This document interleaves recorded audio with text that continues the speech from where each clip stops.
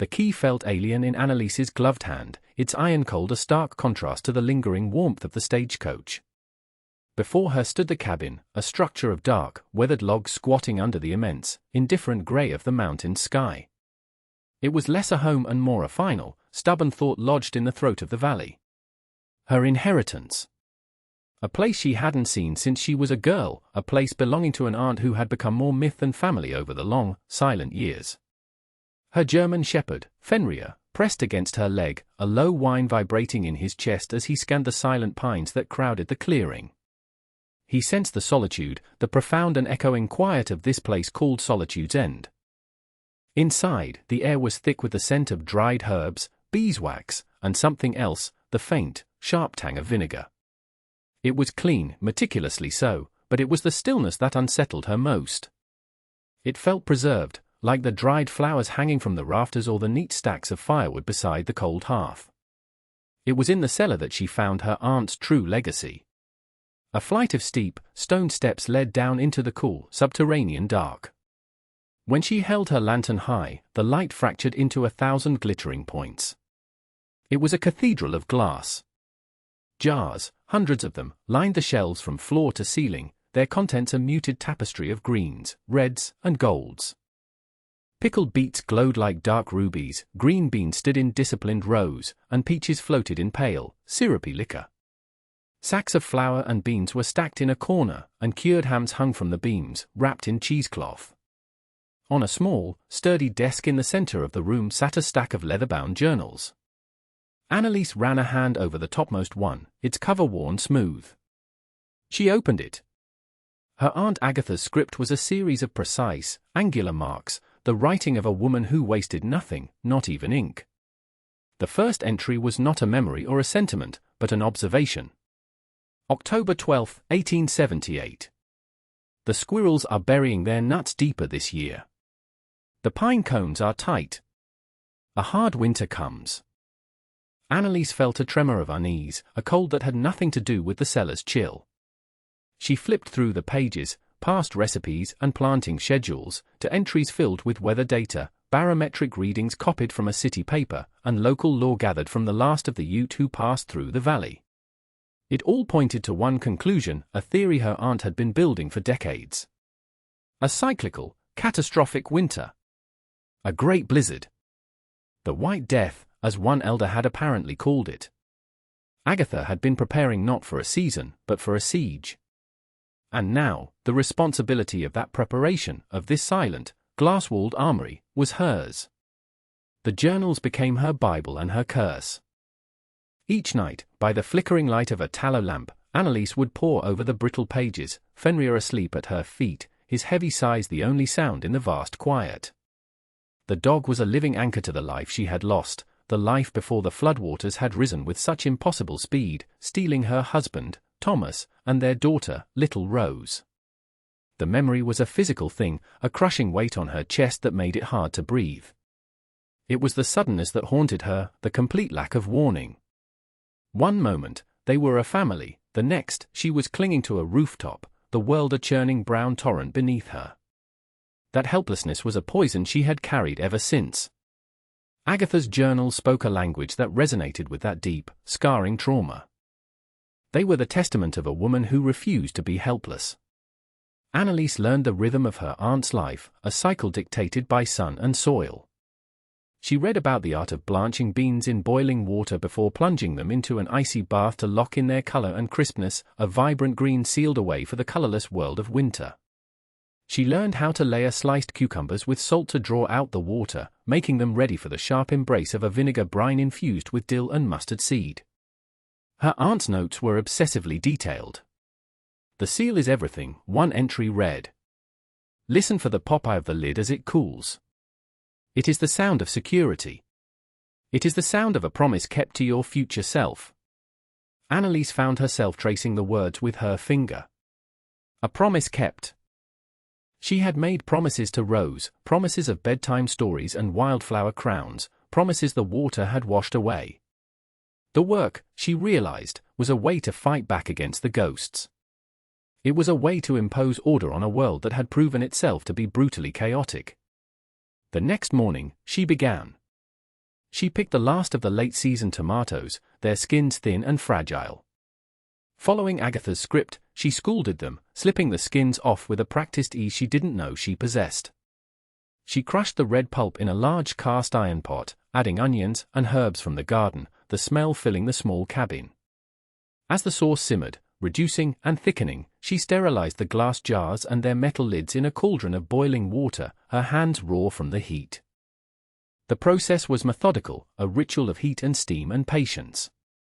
Each filled jar, hot and heavy in her hand, felt like a prayer. She wasn't just canning tomatoes, she was sealing away a future.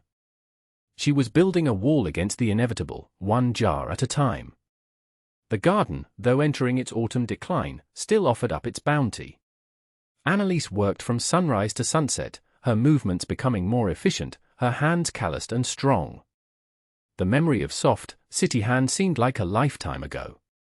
She dug up the last of the carrots and potatoes, brushing the dark, rich soil from their skins before storing them in the coldest, darkest corner of the cellar, nestled in crates of sand to keep them from sprouting. She harvested the winter squash, their tough rinds a promise of the dense, sweet flesh within. Every part of an animal, every scrap from the garden, had a purpose in Agatha's world.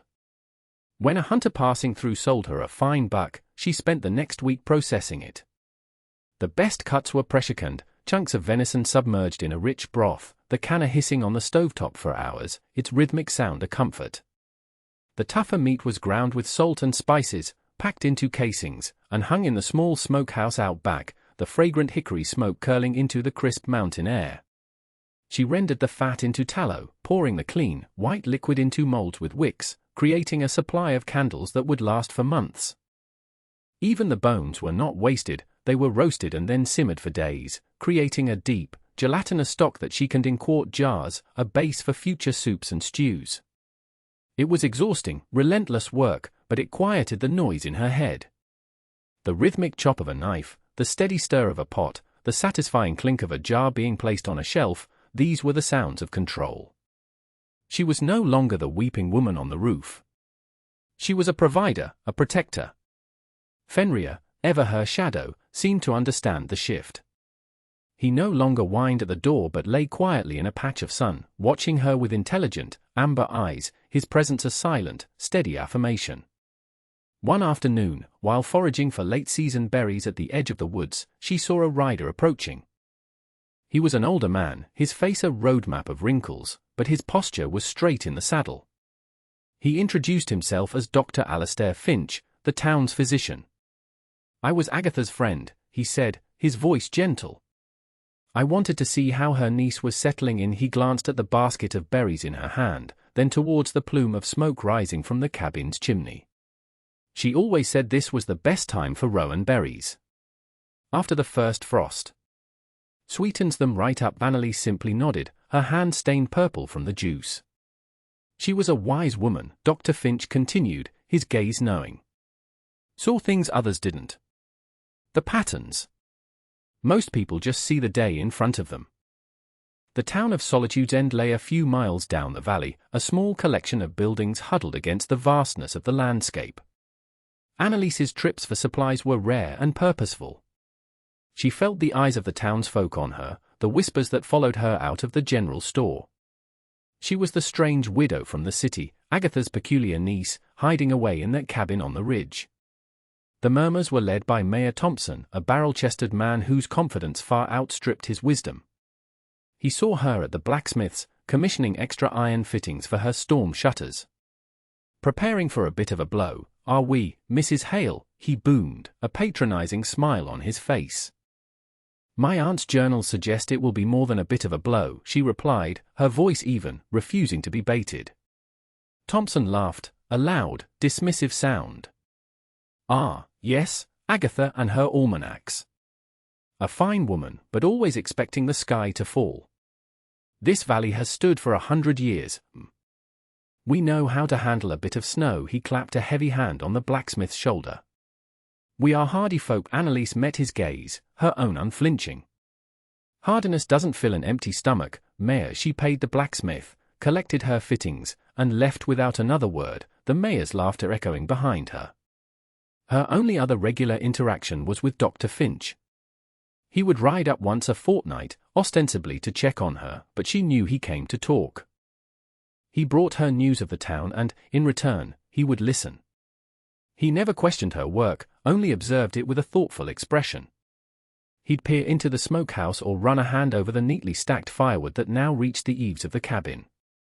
"My grandfather told stories," he said one afternoon, sipping a cup of chicory coffee she'd offered. "Of a winter so deep it erased the world. The snow fell for 40 days, and the cold was a living thing.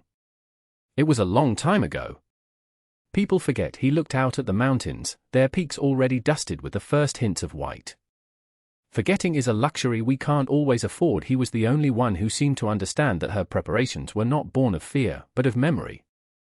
He saw the ghost she was fighting and recognized the battle. He was her ally, a quiet bridge to a town that saw her only as an eccentric recluse, a woman lost in her grief and her dead aunt's fantasies. His validation was a small, warm stone in the cold pit of her stomach. It was enough. Not everyone was as dismissively amused as Mayor Thompson. Garrett Thorne, the owner of the general store, saw her industry as a different kind of threat. He was a man with a pinched face and watchful eyes, a man who measured the world in profit and loss. His store was the town's sole source of staples like flour, sugar, and salt, a monopoly he exploited with high prices and carefully managed scarcity. Annalise's self-sufficiency was an affront to his control. He rode up to her cabin one crisp autumn day, his horse a fine, expensive-looking bay. He dismounted without being invited, his boots crunching on the gravel path she had laid. Fenrir rose from the porch, a low rumble starting deep in his chest. "Easy, boy," Annalise said, placing a hand on the dog's head. Thorne gave the dog a nervous glance before turning his oily smile on her. "Mrs. Hale.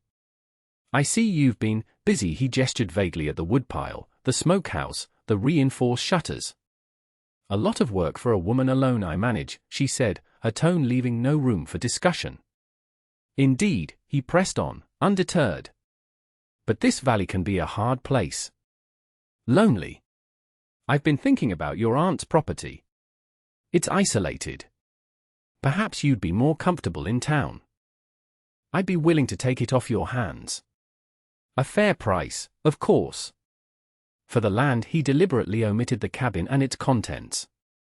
"I'm not selling," she stated flatly. Thorne's smile tightened. "Everyone has a price. Think of it. A fresh start, back east. Leave all this unpleasantness behind." He meant her grief, her widowhood, using it as a tool. The insult landed, but she refused to show it. "The only thing I find unpleasant, Mr. Thorne, is this conversation." "My answer is no." He held her gaze for a long moment, the pretense of civility dropping away to reveal the cold ambition beneath. "A mistake," he said softly, before turning on his heel and riding away. The encounter left a bitter taste in her mouth. Thorne was not just a greedy man, he was a vulture. She saw it in the way he watched the townspeople, calculating their dependencies. A few days later, the whispers in town changed. They were no longer about the eccentric widow, but the hoarding one.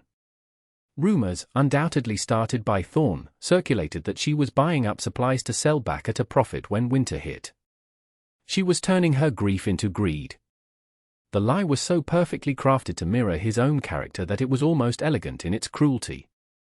It isolated her further, turning suspicion into outright hostility. But it did not stop her. It fueled her. Let them whisper. Let them misjudge her. The truth was not in their words, but in the silent, orderly rows of jars in her cellar. The days grew shorter, the sun a pale disk that offered little warmth.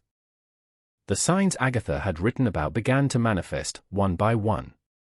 The geese flew south weeks earlier than usual, their calls sounding frantic in the thin, cold air.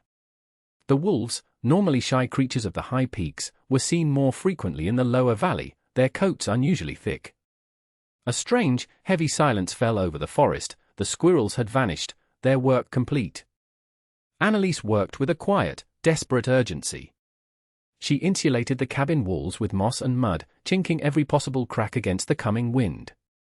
She rigged a rope line from the back door to the woodpile and another to the well, knowing the world would soon disappear under a blanket of white.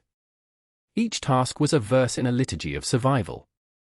Dr. Finch's granddaughter, Lily, a frail girl with a persistent cough, fell ill.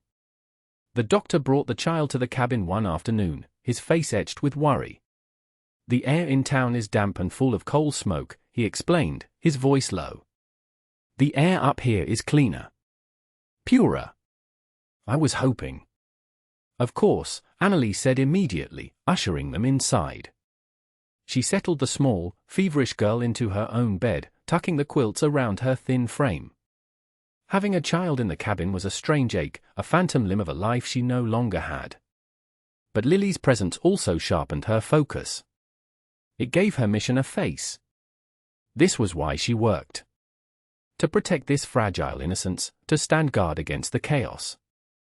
She fed the girl warm broth from her cornstock and made her teas from the dried herbs hanging from the rafters, yarrow for the fever, mullein for the cough. While Lily slept, Annalise continued her work, her movement softer now, more deliberate. The weight of the child's life settled on her shoulders alongside her own burdens. Mayor Thompson paid her one last visit, not out of concern, but as a final assertion of his authority. He found her splitting the last of the logs she'd felled. "The town council has expressed concern, Mrs. Hale," he began, his tone officious. "Mr. Thorne has informed us that your stockpiling has created a shortage of canning lids at the general store. Perhaps Mr. Thorne should have ordered more," she replied, not pausing in her work, the axe splitting a log with a satisfying thwack. "This is a community," Thompson blustered. "We share our burdens. Hoarding is not our way. My preparations are for my household," she said, finally turning to face him, her face grim. "I suggest you see to yours, Mayor. The wind is changing," and it was. A low, mournful sound had begun to thread through the pines, a sound that made Fenrir's ears flatten against his head. The sky to the north was no longer grey, but a bruised, menacing purple. The first snowflake landed on her cheek, cold and sharp as a needle. It was not a gentle herald of winter. It was a warning. It began not as a storm, but as a relentless, silent invasion. The snow fell without pause, thick and heavy, erasing the world in layers of white. First the path disappeared, then the woodpile, then the lower half of the windows. The rope line she had strung became lifelines in a sea of white. The wind arrived on the second day, a shrieking, howling entity that clawed at the cabin, seeking entry. It drove the snow into drifts that buried the porch and crept up the walls, transforming the sturdy log structure into a fragile vessel in a frozen ocean. Inside, the world shrank to the small circle of warmth cast by the stone hearth. Annalise kept the fire fed, its hungry roar a constant battle against the monstrous cold that pressed in from all sides. Lily, her fever broken, was now a quiet, wide-eyed observer, while Dr. Finch tended to her, his medical knowledge a small but significant comfort. Fenrir rarely left the hearth, his body a tense coil of muscle, a low growl a near-constant hum in his throat. Time lost its meaning, measured only by the rhythm of their survival, stoking the fire, melting snow for water, preparing meals from the cellar. Annalise would descend into the cold, silent larder, her lantern casting dancing shadows on the walls of glass. Down there, the storm was a distant rumor. The jars stood in their perfect, orderly rows, a silent testament to foresight. She would choose their meals carefully, a quart of venison stew, a pint of pickled beets, a jar of peaches for a taste of summer in the dead of winter. Each meal was an act of defiance. Up in the main room, the storm raged. The snow piled higher, sealing them in. The windows were dark masses of white, plunging the cabin into a perpetual twilight lit only by fire and candlelight. The sound was constant, a symphony of terror, the shriek of the wind, the groaning of the roof timbers under the immense weight of the snow, the occasional, terrifying crack of a tree branch surrendering to the cold. Dr. Finch, a man of science, looked shaken. "I've never seen its like," he murmured one evening, staring into the flames. "This isn't a winter storm. It's a geological event." Annalise said nothing. She had read of this in Agatha's journals. "The wind will have a voice," her aunt had written. "And it will speak of endings. They were 10 days into the siege when they heard it. A faint, desperate sound, nearly swallowed by the wind. A knocking. It was impossible. No one could be out in this. Fenrir shot to his feet, barking furiously at the door. Dr. Finch looked at Anneliese, his face pale. Who could? Anneliese took a deep breath, the air in her lungs feeling as cold as ice. She grabbed a heavy iron poker from the hearth. Stay with Lily, she commanded, her voice steady.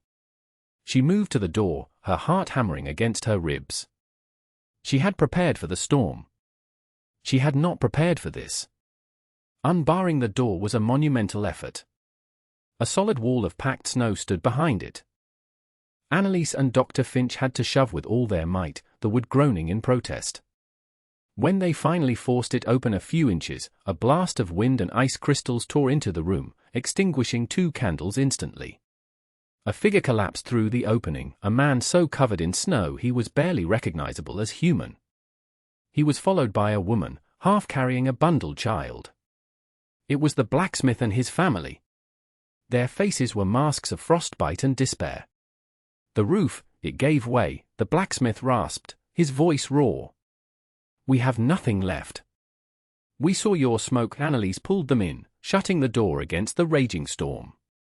She and the doctor worked quickly, stripping off their frozen clothes, checking for frostbite, wrapping them in thick wool blankets. She ladled hot broth into mugs and pressed them into their trembling hands. The story came out in broken pieces. The town was gone. Not destroyed, but buried. Entombed. The weaker structures had collapsed. The others were buried to their rooftops. Thorne's general store, where the town's main supplies were kept, had been one of the first to go, its flat roof no match for the weight.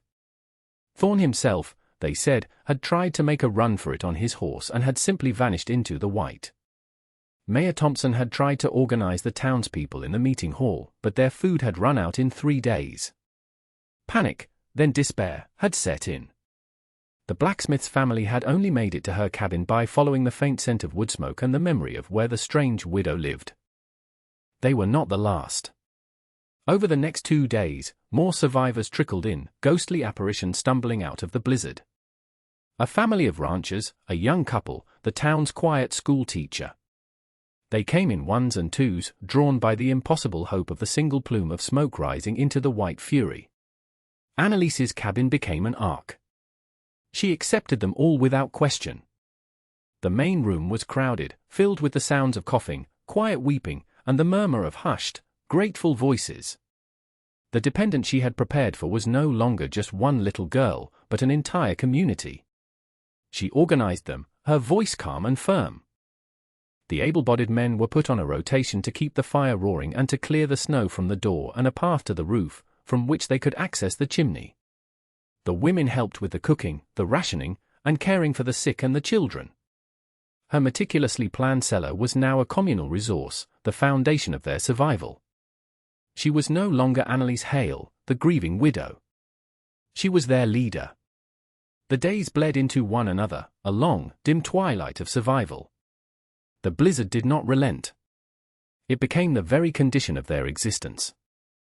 Anneliese established a strict routine. Rations were measured precisely, ensuring the food would last. Each jar she brought up from the cellar felt sacred, a vessel of life that her aunt, and then she, had painstakingly prepared. She watched the faces of the people huddled in her home.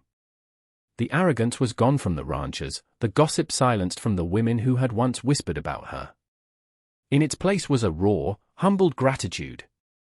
They saw her now not as an eccentric, but as a prophet.